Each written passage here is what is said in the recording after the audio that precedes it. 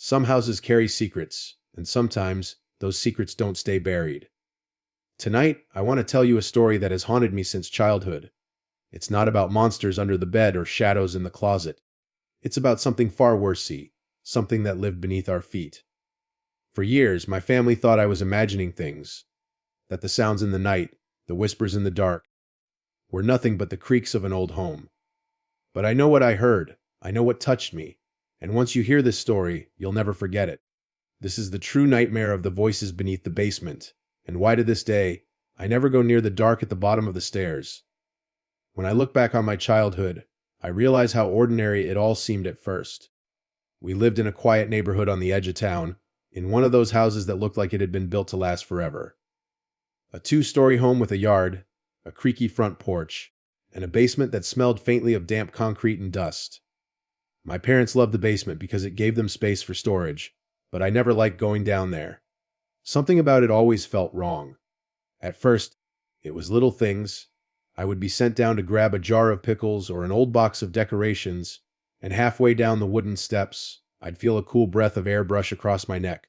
It wasn't the kind of cold you expect in a basement. It was sharper, almost as if someone exhaled right behind me. I'd spin around, but the stairs would be empty, just the shadows cast by the single bulb overhead swaying slightly, like it was being pushed by invisible hands. "Don't dawdle," my mom would call from the kitchen. I'd force myself to keep walking, pretending nothing was wrong. But my heart always raced faster the longer I stayed down there. One night, when I was about 12, I woke up thirsty and went to the kitchen for a glass of water. From the hallway, I noticed the basement door was cracked open. It should have been shut, always shut, but there it was, slightly ajar. I could see a sliver of darkness down the stairwell, and then I heard it. A faint murmur. At first, I thought it was the television. Maybe my dad had fallen asleep on the couch again. But when I peeked into the living room, the TV was off, and my dad was snoring quietly in his chair. I froze listening. The sound was coming from below, soft, almost like a conversation. Several voices, overlapping, whispering so quickly that I couldn't make out a single word. I remember whispering to myself, "It's just the pipes, just the pipes." But pipes don't speak in tones that sound human. The next morning I asked my mom about it casually. "Do you ever hear noises in the basement?" She looked at me with confusion. "Like what?" "The furnace. That thing's old, so it makes rattling sounds sometimes." "No," I said quietly, like talking, like voices. She chuckled nervously and shook her head. "You've been reading too many ghost stories before bed. That's all it is. Your imagination." I wanted to believe her. I really did. But that night, when I tried to sleep, I kept hearing faint sounds again, muffled by the floorboards beneath my bed, as if the basement were somehow alive and breathing. The basement itself didn't help ease my nerves. The walls were rough stone, uneven and damp. My dad had lined shelves along one side for canned goods, and old furniture sat shrouded in sheets in the corners, like silent sentinels watching me when I went down. There was one spot, though, that bothered me more than anything. In the far corner, behind the shelves, the floor dipped slightly, and the cement looked different, newer, like it had been patched over. Once, while helping my dad move a box, I asked him about it. He shrugged. Previous owners probably had some kind of leak, nothing to worry about, but his answer felt too quick, too dismissive. As weeks went by, the small moments stacked up, a box falling over with no one near it.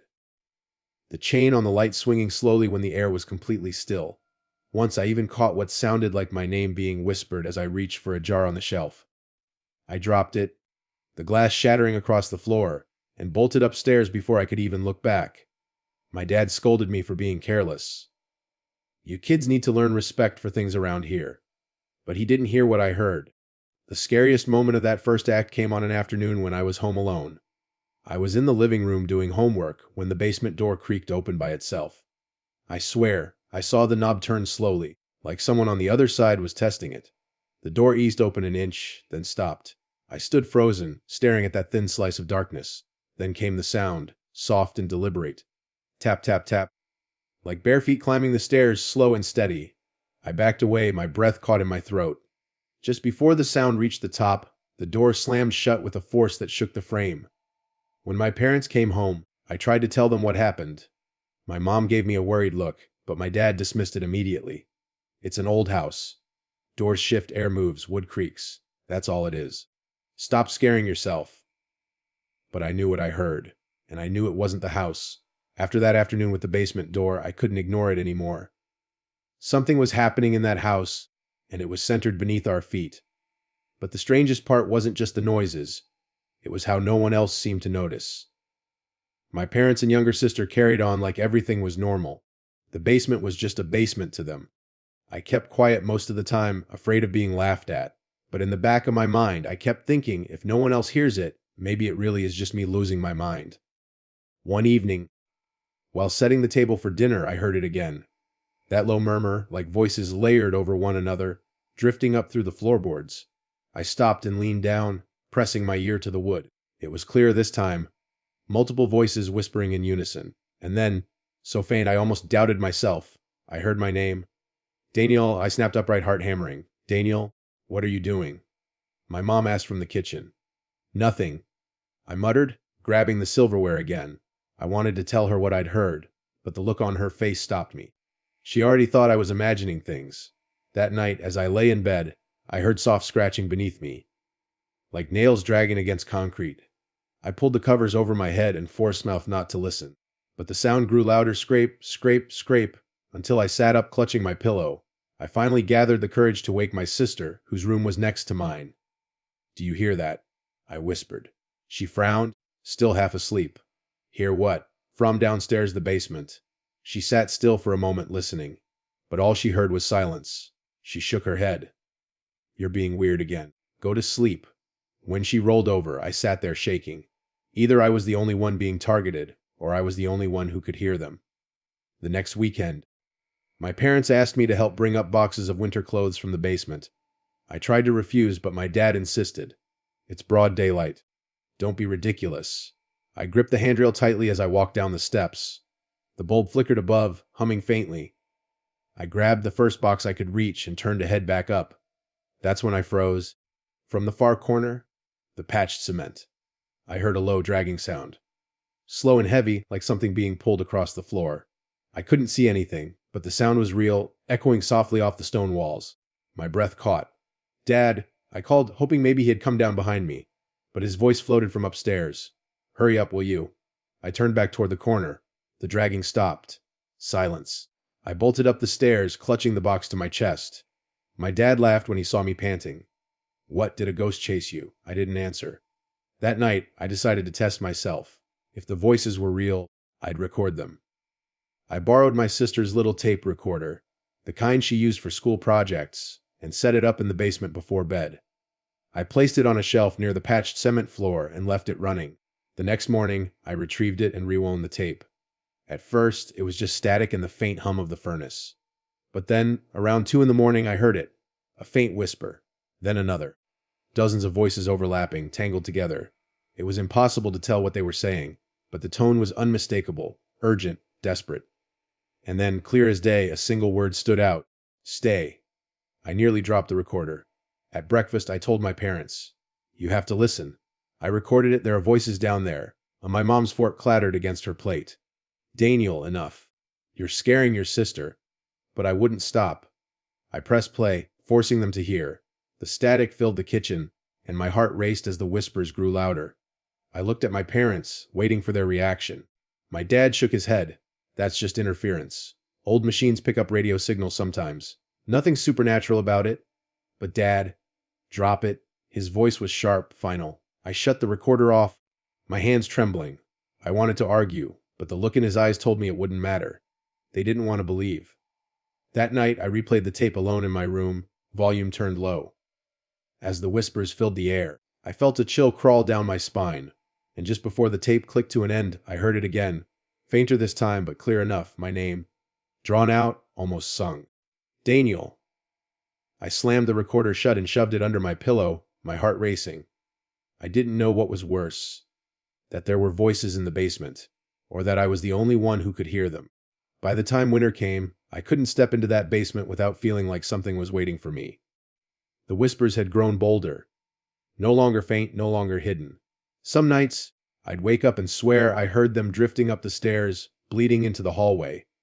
One night, I snapped. I couldn't take the silence from my family, the dismissal, the way they looked at me like I was fragile or making it all up. I had to know.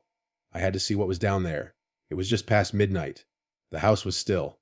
I crept from my bed, recorder in hand, and moved toward the basement door. Every step felt heavy, like my body was warning me to turn back. My fingers hovered over the knob, trembling. When I finally turned it, the hinges gave a low, aching groan. The stairs stretched before me like a mouth swallowing light. I clicked on a flashlight, the beam cutting through the dark as I descended one creaking step at a time. At first, it was silent. No whispers, no dragging, nothing but the low hum of the furnace. But halfway down, I felt it. The air shifted, colder, denser, like I'd stepped into a different atmosphere.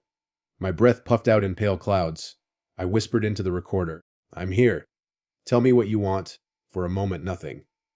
Then, faintly, a reply. Not from the recorder, from the air itself. The beam of my flashlight shook across the shelves, the covered furniture, the stone walls.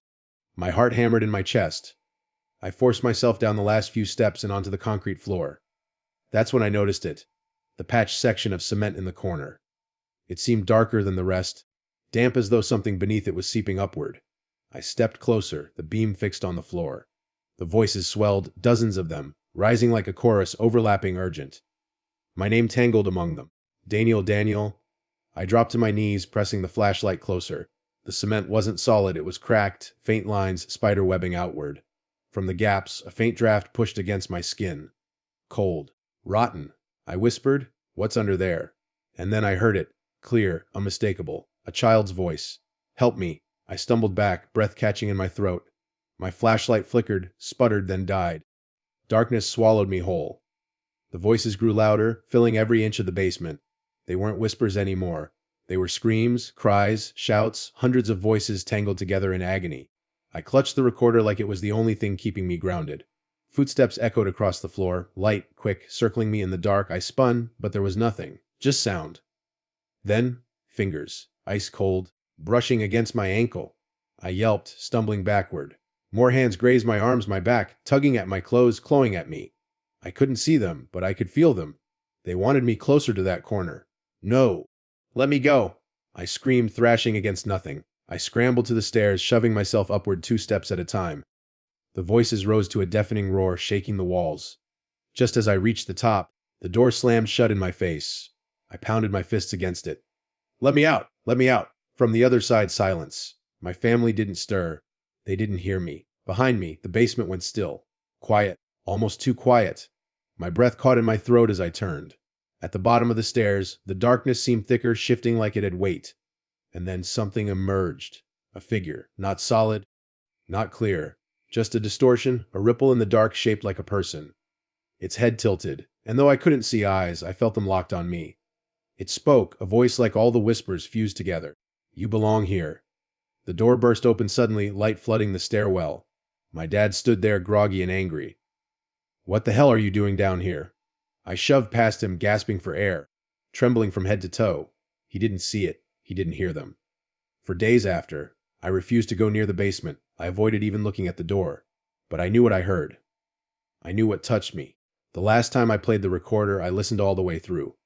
At first, it was the same whispers, the same static. But toward the end, I heard something new. My own voice, breathing heavily. But I never said the words that followed. "I will stay." I snapped the recorder off and shoved it deep into a drawer. But it doesn't matter. Because sometimes, when the house is quiet, I swear I still hear them, drifting up through the floorboards, waiting. And every night, just before I fall asleep, I can feel the basement calling. That night changed everything. I walked out of that basement alive, but not untouched. Because once you hear voices that aren't supposed to exist, you never really escape them. They follow you. In the silence, in the dark corners, in the moments when you're all alone. Maybe you'll hear them too, if you ever step into a basement and stay long enough to listen. If you made it this far, remember, you're not alone tonight. Subscribe for the next chapter in this series of true nightmares, because the shadows are only getting darker.